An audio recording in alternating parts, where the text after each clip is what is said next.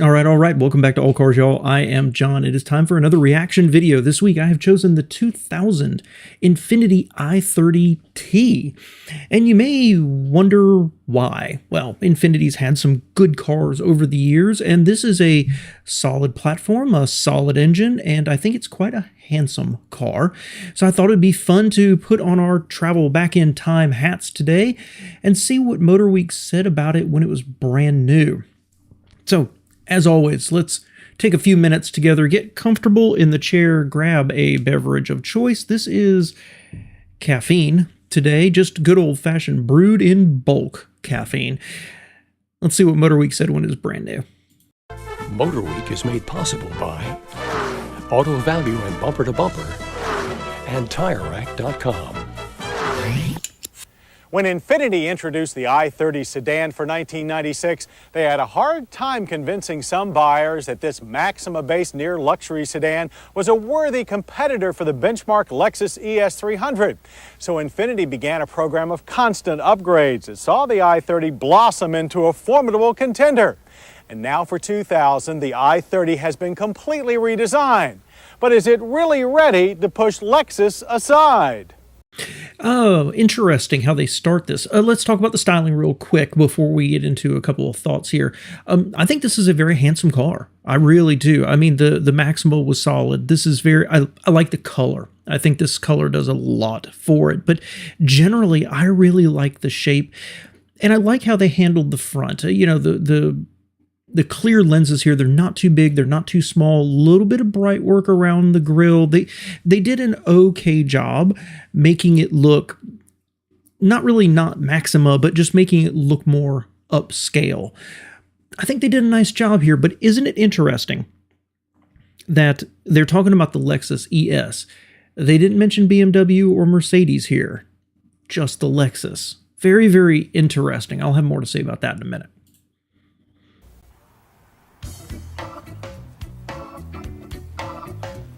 The folks at Infiniti are confident that it can, claiming that the all-new 2000 model i30 offers more of everything that near-luxury class buyers demand, starting with a fresh look, one that's more distinctive and elegant than the previous i30s or a Lexus ES300. And on our i30t for touring test car, features smoked headlamp covers over high-intensity xenon lights. The new styling does away with the last similarities between the i30 and its Nissan Maxima relative.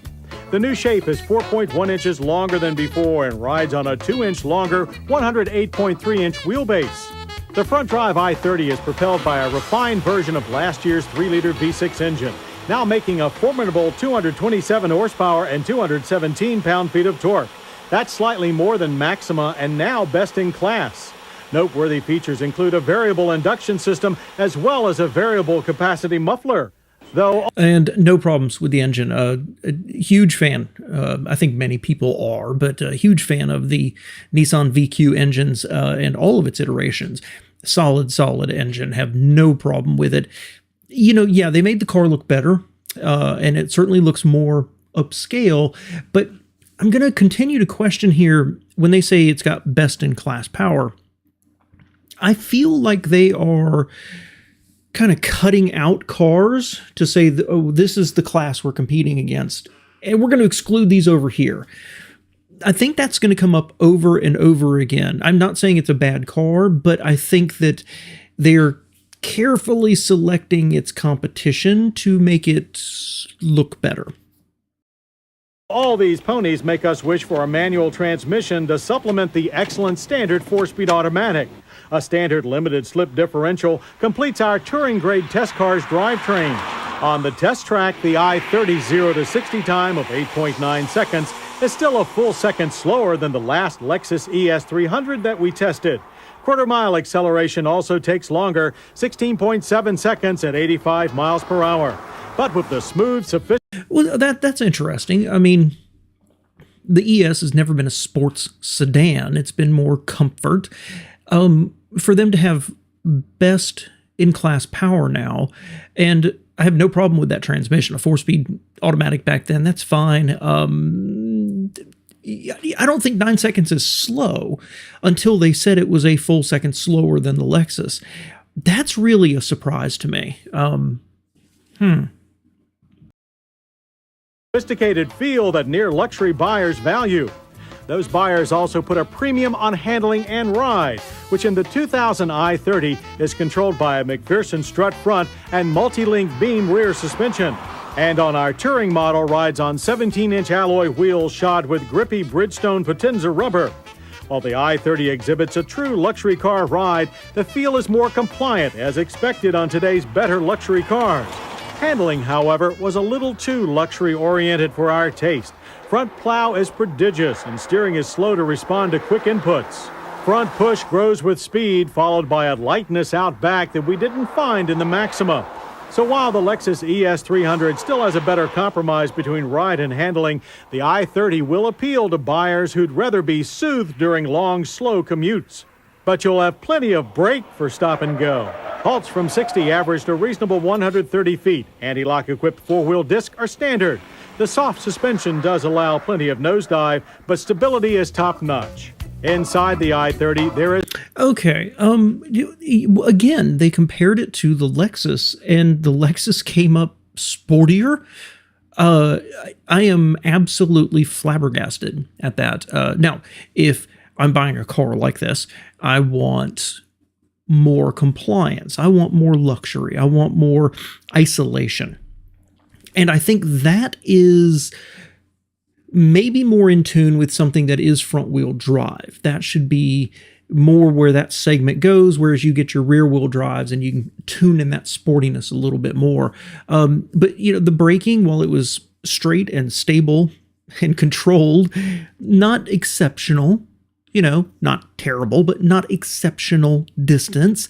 You know, I'm not going to knock it on the slalom, except for them to say that the Lexus was better, because I don't tend to think of the ES platform as better than the Maxima platform or the Camry platform back then.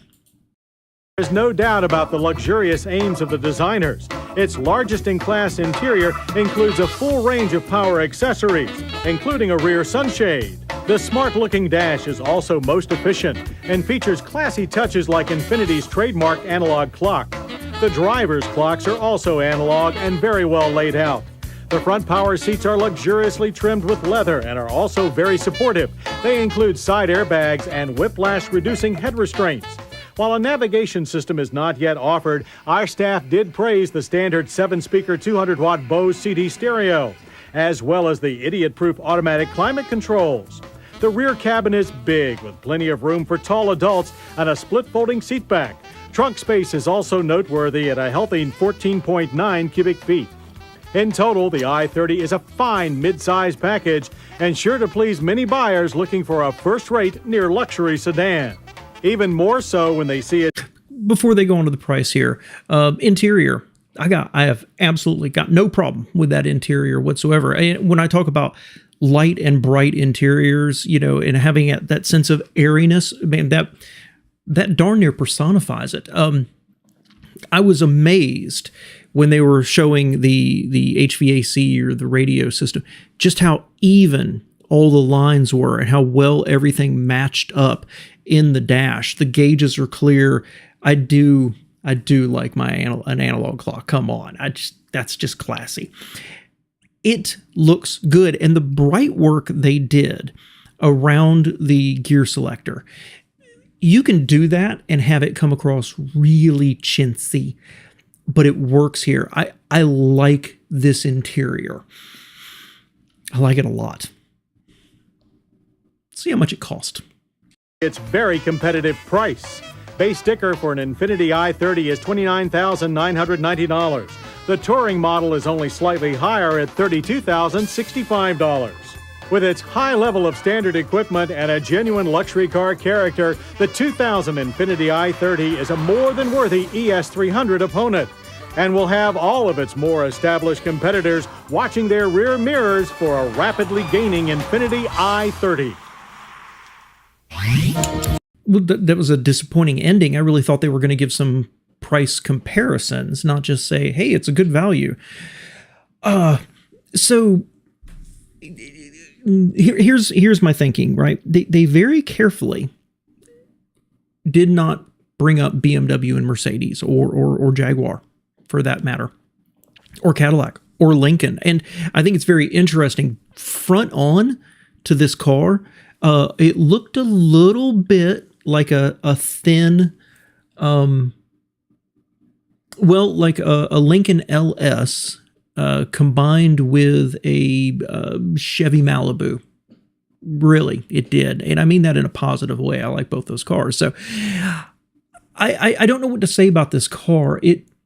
If you are looking for something at that entry level or near luxury, and you've got Acura, Infiniti, Lexus, BMW, Mercedes, Audi that you're thinking about, 3 of those are more sports sedan, but specifically, especially BMW and Mercedes, are designed for their price point. They're designed as luxury cars. And I think I would like the interior of either one of those cars over the long run than this. And then this is front-wheel drive, which competes more with the ES and the Acura. So they're almost 2 different categories, although people, I think, will cross-shop. And if you just settle this down to Acura, Infiniti, and Lexus, I can see why you might like the styling on this better. The ES, I think, has gotten much better over time, and it's one of my favorite near luxury cars, if not my favorite.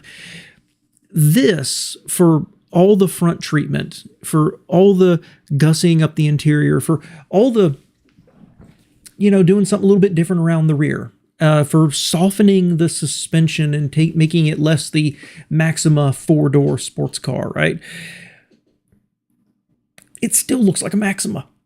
I mean, the fact is that for all of Lexus's faults at times, they do a better job hiding their underpinnings in their Lexus level vehicles. We all know that the early ES was based on the Camry. We all know that the new ES is based on the Avalon, which is derived from the Camry platform.